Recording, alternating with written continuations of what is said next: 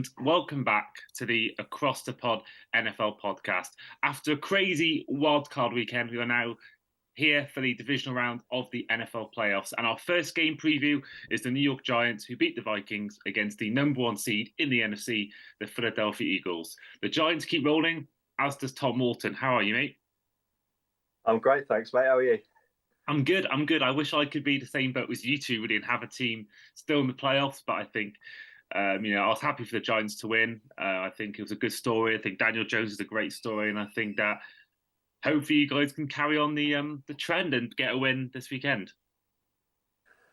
I hope so. Less confident this week, but there's a chance, so I'll take it. Definitely. And returning guests on the Philadelphia Eagles side of things, TalkSPORT's Oliver Wilson. How are you, mate? I'm good, thanks, man. It was kind of nice not worrying last week about the playoffs. You just get to sit and watch it and enjoy it for like the football spectacle.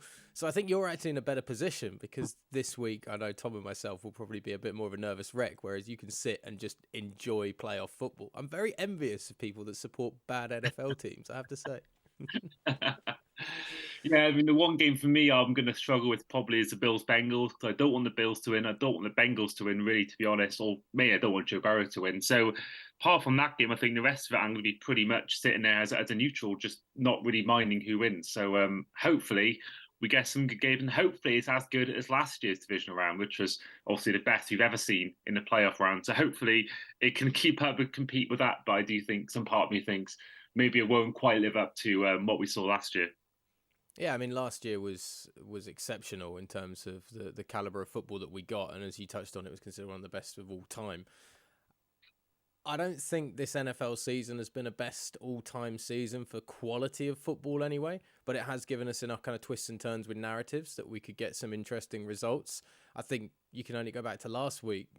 A lot of people would have probably said on paper the Vikings should have beaten the New York Giants, but Darboll and co continue to find ways to beat teams when they're down in the dust. You know, they did it in London against the Packers. They've done it on this run to get towards the playoffs. And then they did it last week as well. So unfortunately, I hate to say it, you have to show a little bit of respect to teams like the Giants for kind of finding themselves out and finding a way to get things done. I just hope it all ends very quickly indeed this weekend. And what's your take been on your season overall for the Eagles? Of course, last season you made the playoffs somewhat as a surprise, and you go into the Buccaneers game and you got absolutely thrashed. And this year is completely different. You're coming in this year on a playoff bye, number one seed in the NFC, winning the NFC East. What's your take been on how the season's gone and just how good a job Nick Sirianni has done? Well, I think last year was very much using the run game. Obviously, we saw that last season, but it was a team that wasn't anywhere near prepared to be in a playoff battle at all. You'd argue begrudgingly that the Cowboys were the best team in the NFC East to be in a playoff fight. The Eagles, I wasn't expecting anything against that Buccaneers team as well last year.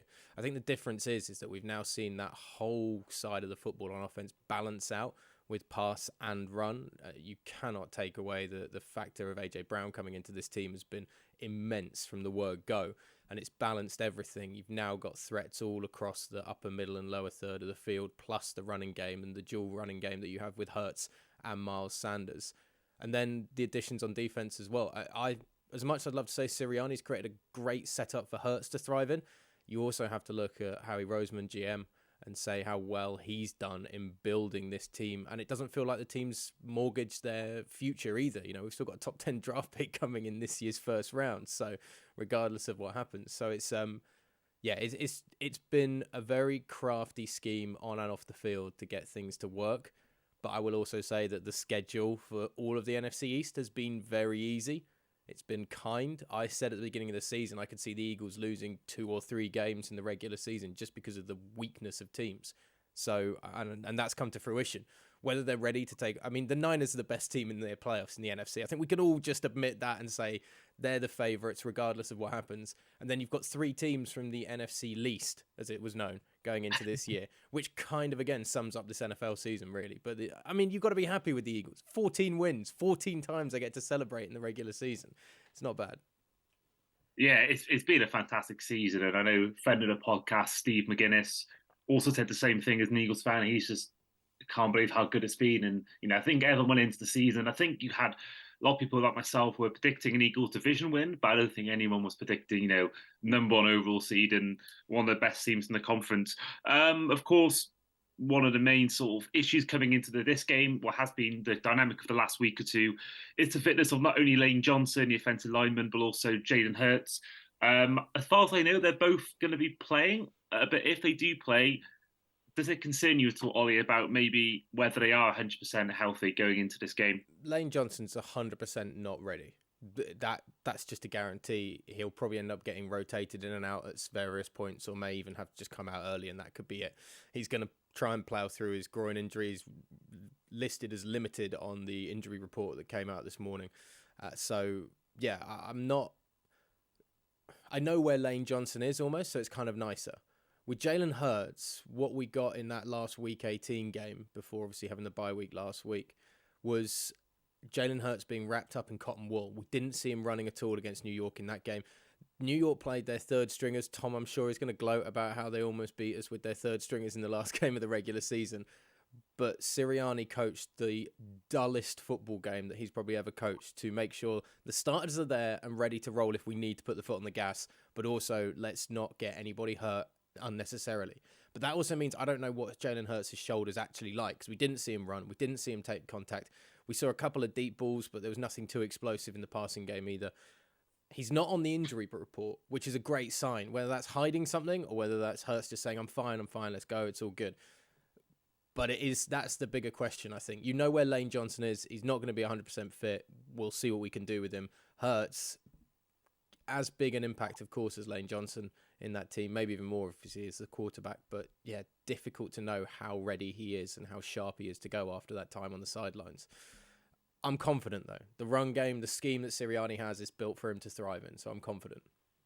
And of course, one of the main dynamics I talked about with Freddie Harper-Davis in our most recent review of the wildcard round was there's definitely pros and cons to both sides of things. We saw it with the Baltimore Ravens a few years ago, where you have a week or two off, you have the playoff bye, or you rest starters, whatever it is, and you can go into a game very rusty. But on the flip side, the Giants, of course, they rested all their starters in Week 18 and won their game last weekend. So does the fact we've had really probably 2 weeks off, if you include the last week of the season, does that worry you at all in terms of rust going into this game against the Giants, who have just come off the back of a very entertaining game and one which they obviously played all their starters?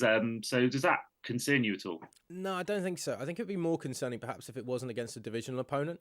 I think because you know the Giants so well, you've also had another week of game tape looking at how they took down the Vikings as well. So I think, and I'm a big fan of the bye week, particularly when you've got something like a Jalen Hurts bad shoulder coming up, or Lane Johnson needs a week to get his groin sorted. I think the bye week was important. I mean, you look at the Philadelphia Eagles when they went and won the Super Bowl in 2017.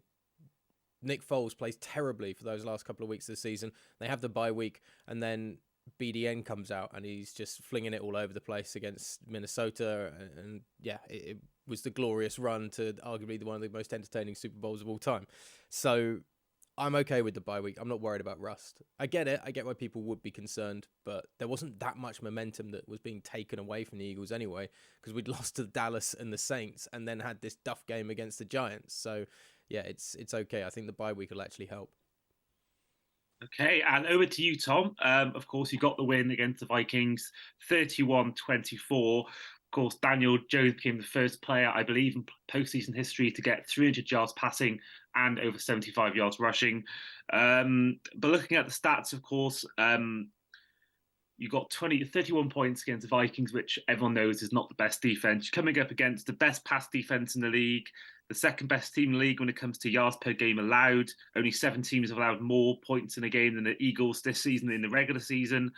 And flip over to yourselves on your defense. Of course, you're 27th in run defense, 15th in pass defense, and 25th when it comes to yards per game allowed. So does that concern you at all? The fact that, yes, you beat the Vikings, but it was against a bad Vikings defense, but now you're coming up against one of the best offenses, third when it comes to yards per game, 9th in passing offense, 5th in rushing offense. The fact that coming up against a much better team, do you think, is that much more of a concern for you, much more of a worry going into this game? I don't want to be flippant and say that none of that matters, but I also want to say that none of that matters. I mean, it's a playoff game. It's a one-off game. It doesn't matter what's come before. It's win or go home for both teams. Both teams had to approach it slightly differently to a regular season game where you've got another 15 or 16 to play, so to speak. Passing offense isn't necessarily our strength. But last weekend would probably disagree with that. I think once again the key is the run game for us. Daniel Jones on the ground, Saquon Barkley on the ground. I know Barkley didn't get the yards, but he got the 2 touchdowns that we needed the most. Particularly the second was especially impressive. Although the Eagles are the number 1 seed, they don't scare me as much as the Niners would at this stage. I think I agree with you in the sense that the Niners are the number 1 team in the NFC, despite what this says. And I'm also taking a little bit of confidence in the fact that we don't know where Jalen Hurts is. I think if I were an Eagles fan, as good as Hurts is, I'd be worried about Dexter Lawrence, Leonard Williams, Kayvon Thibodeau all coming up through the middle, Jalen Smith, even Landon Collins and McKinney coming from the safety and linebacker positions.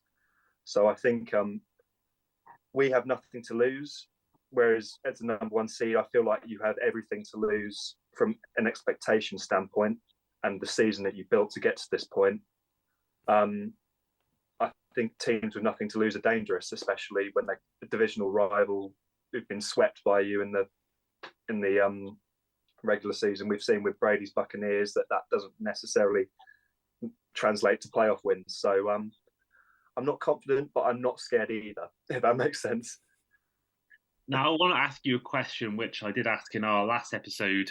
Called Daniel Jones, he had a good regular season, but he wasn't, in the same caliber of Mahomes, Burrow, even Jalen Hurts. But in the playoffs, he had a great first game. Is Daniel Jones Eli Manning 2.0? Yes, and upgraded. I think he's a more powerful runner than Eli Manning. He's a more powerful passer of the ball. I think if we can just he's been so much better with turnovers, whereas that was something that plagued Manning all the way through. If we can nip that in the bud now and make him a more efficient, you'd like take the sack, throw the ball out of play, don't fumble the ball. There were a couple of times against Minnesota where he put his shoulder down. I thought, bloody hell, don't do that. Because I've seen it so many times the ball comes out. But I'd also like to take this opportunity to apologise to Daniel Jones. I think he's everything that we wanted as a franchise quarterback, and I retract all the slander beforehand. But I think he needs to continue what he started against Minnesota. He needs to play in the same way. He needs to exude that confidence that he did, because I've never seen that from him before, and it makes him. I know these comparisons have been floated about all week in America. It makes him look a bit like Josh Allen. And if we can turn him to something even half as good, I think the Giants the Giants could be in for a good couple of years with Daboll as well. Well, if you guys are listening and not watching on our YouTube, you would have missed Ollie's face just looking in complete fear. I mean, not only the Eli Manning stuff, but also what Thomas is saying. I mean, does that concern you, Ollie, at all? Are you worried about the fact that Daniel Jones does look a million times better in the playoff game than he would do in a regular season? Not at all. Daniel Jones is Daniel Jones. The comparison to Eli is funny because I rate Eli Manning as one of the worst quarterbacks to win 2 Super Bowls, let alone to win a Super Bowl. I think he was bang average, had some big moments and had some great defenses around him as well. And then when it comes to you're comparing Daniel Jones and Josh Allen. You're drinking the double Kool-Aid, I'm afraid, man. I don't know what's going on here. You're buying into whatever's been sold. I mean, I wasn't even that high on Josh Allen, to be honest, until kind of the last season and a half or so, because there were so many mistakes. And I wouldn't necessarily say that Daniel Jones is a quarterback that I consider riddled with mistakes at all, but he's not one that strikes me with any fear. The only trouble that he brings is what the Eagles haven't done well with in some games, which is dealing with a mobile quarterback. It took a long time for them to eventually get to Fields and start collapsing a pocket rather than giving him a pocket that had escapability from it. And Daniel Jones will provide that. The biggest fear is Saquon Barkley and how he's run for a large part of this season and how he was able to help carry the team against the Vikings as well. And that, again, has been, big runners down the middle have been something that the Eagles have struggled with when Jordan Davis hasn't been out or when he's struggled in games. And I think a large part of it is going to rely on Jordan Davis on that defensive line, as well as the ability of, the 4 10-plus sack holders in that Eagles defensive line getting to Daniel Jones and being able to collapse a pocket. But I do also very much agree with Tom's point about the pass rush of the Giants D and the ability to get pressure and get on a QB. The only hope is that Sirianni's game style and the RPOs that they run at least gives that half step of change of thought to the likes of a Dexter Lawrence, whether he's going to commit to the quarterback or the running back, and those right decisions being made when distributing the ball behind the line of scrimmage. Yeah, I think Thibodeau for me I think he's definitely had some great moments this year. I think he's been exactly as advertised. I can't remember what the game was where he got a defensive touchdown, and I think he'll be. I think him and Dexter Lawrence and Williams are going to be such keys in this game, and I think that especially if you got a Hurts who isn't completely healthy, a lineman who isn't completely healthy, I think that's definitely an area that the Vikings, the Giants, can expose. I think that's one of the keys to the game. If they're going to win this game, I think Barkley is absolutely one of them. But I think also getting to the O-line and the quarterback, I think, is an absolute must for the Giants. My final point on Daniel Jones is that, you just doubted him, but you'll know from experience, Ollie, that one quarterback that was doubted in the playoffs was Nick Foles, and look how that turned out. So I think that what we've seen with him and other quarterbacks in playoffs is that the regular season, Eli Manning as well is one of them, where the regular season performances doesn't really matter in playoffs because some quarterbacks on one side can be much worse in the playoffs, Kyler Murray, for example, but on the flip side, they can turn into a completely different animal, different beast, a much better player. And I think that Daniel Jones, I think, has shown me, albeit small sample size, one game, I think if he can do it again, I think they really have a clutch quarterback on their hands who may not do it in the regular season, but in the postseason turns into Nick Foles, turns to Tom Brady. So I think that is he the reverse Kirk Cousins? Is that what you're saying? But yeah, he is. I never thought about that. He actually is, yeah, because Kirk Cousins, I will say Kirk Cousins isn't really to blame in that game, apart from the final play. But I do think that for his career, I think he's been, almost the opposite of Nick Foles, which I never thought about. It makes complete sense. Right, we're going to head to the final part of the episode, which is our prediction part of the show. So we're going to give both the fans a chance, as well as myself, to predict the winners of this game. So, as it's your first time on the show, we'll give you the chance first, Ollie. Your first time in the playoffs episodes. What's your prediction for this game? Do you want a score, or do you want just the victor, so to speak? Give me both. I want to hear both. I like that. Double down. Let's go with a 30-14 victory for the Eagles. I think the Giants could either stick around for early on and then it gets difficult, or you get the Giants kind of come back into a late third quarter, early fourth, and then it kind of gets snuffed out. But I do think this Eagles team has more than enough. The only thing I'd probably change from the Eagles and this Giants team, if you were to flip anything over, would be the coaches. I really like Brian Daboll, and I think he's great at rallying teams, and I completely think that that's huge in the playoffs. Whereas I don't know if Nick Sirianni's watering flowers talk is really going to get anybody too hyped up for playoff football, to be honest.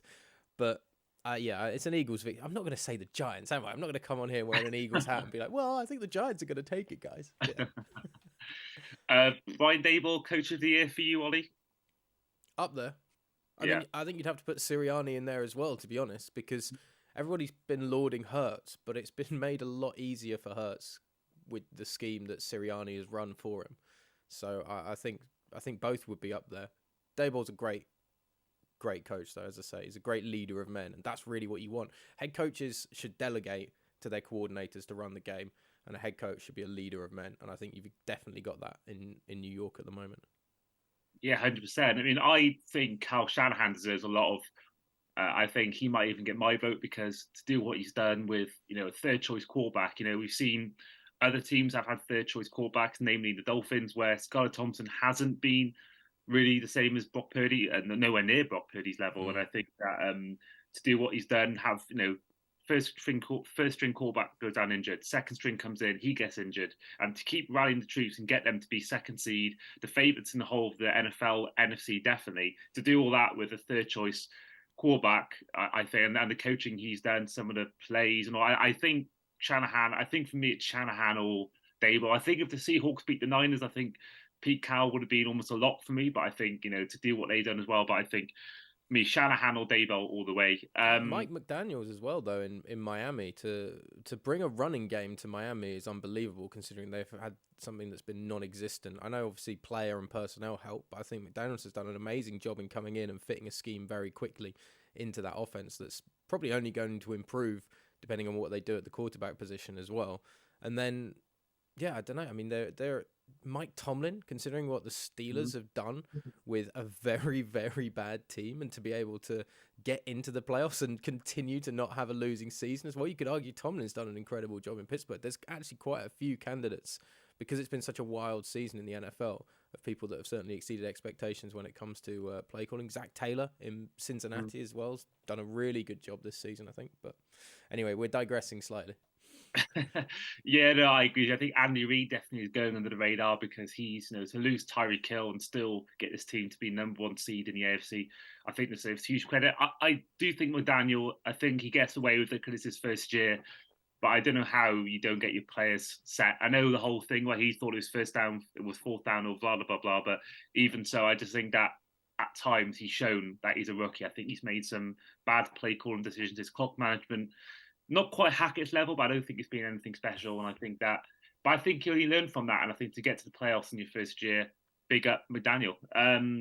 Tom, first of all, for you, you're probably going to be biased and say Brian Daboll, Coach of the Year, or is there anyone else you'd have in the mix for Coach of the Year?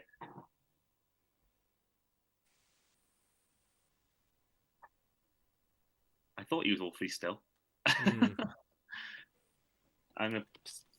favourite's probably not been. I'm going to message him, see. Yeah, I thought he's like really very good. Oh, there he is. Oh yeah, sorry, you were going really like sort of slow motion speech there. I think I heard your question though. Okay. But I know it's going to sound biased, but I don't think there's anyone else who should be in the. I know there are lots of good coaches who have done really well with their teams, but I think for Coach of the Year, you've got to look at where the team was before he picked them up. Was it 3-4 wins last year? I think it was 3. And to turn them into a playoff team and an actual competitive playoff team in the space of a year, with pretty much the same personnel, I think it really shows that coaching matters. And I think it really shows that it matters who is in charge of your offense. And I think based on that alone, regardless of how well we do in the playoffs, I think he's a shoo-in. Yeah, and I wouldn't be surprised. I think a lot of times the Coach of the Year does go to someone who has turned a team around. So I do think Daboll may well, especially if the Giants win this weekend as well, I think Brian Daboll will probably be the consensus favourite for the award. But Ollie, I don't think you see it the same way. So it's all right. Don't worry. He won't win this weekend, so it leaves it open still. Tom, your prediction for the game? I think I'd be an idiot if I came on here with a Giants jumper and said that we weren't going to win it. I don't think it'll be easy, and I don't think it's probable.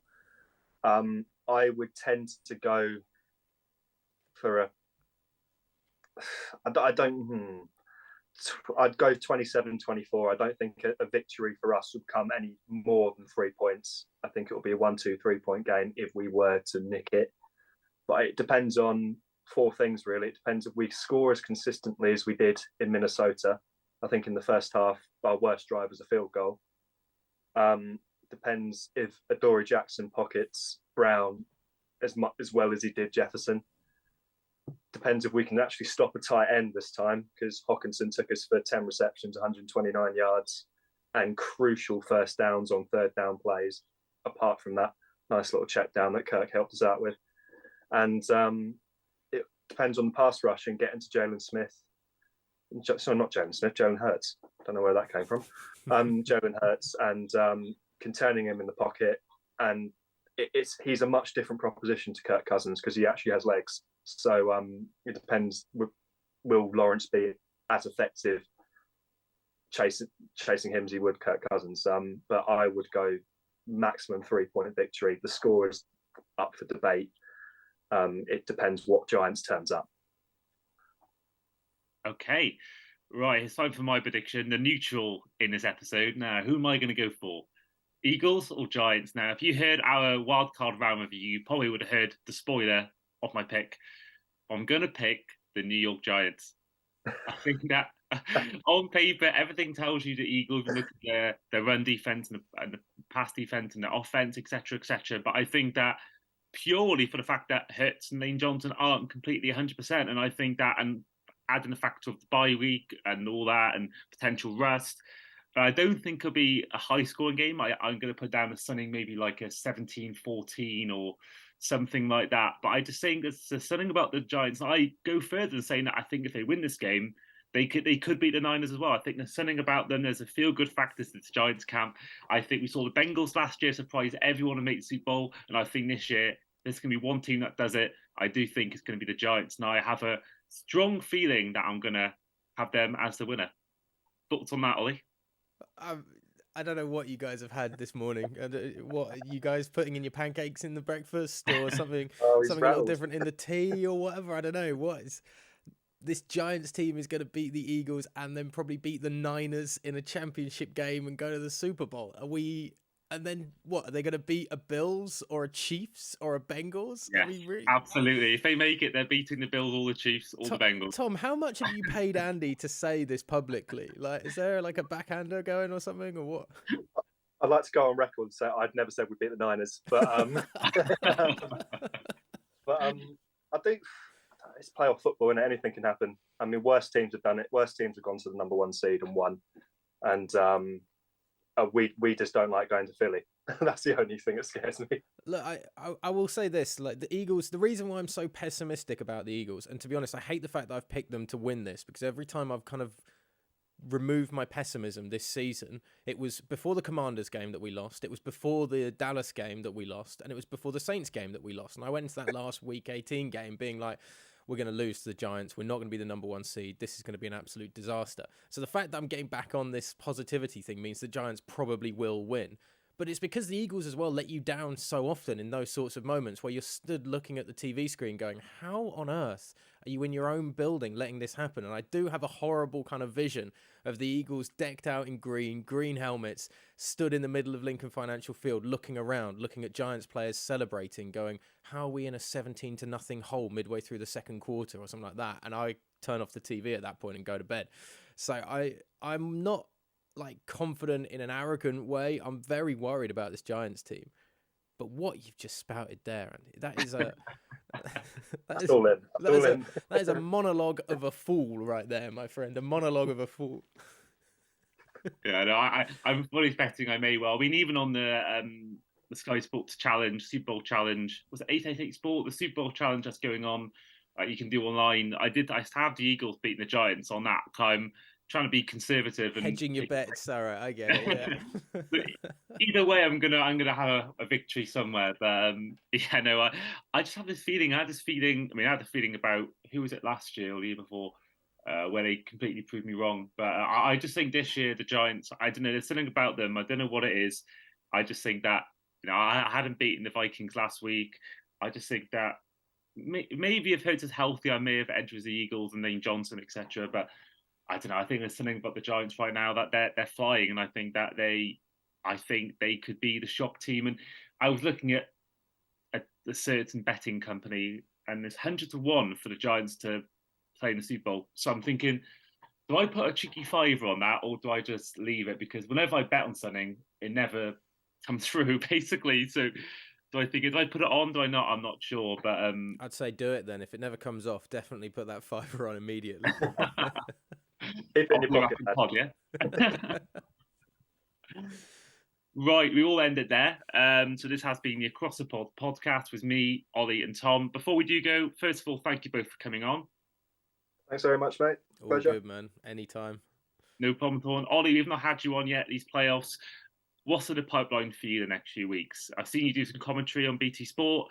I've seen you do some TalkSPORT work. What's the latest in your? I am covering the European Figure Skating Championships coming up in the week building up to the AFC and NFC Championship games.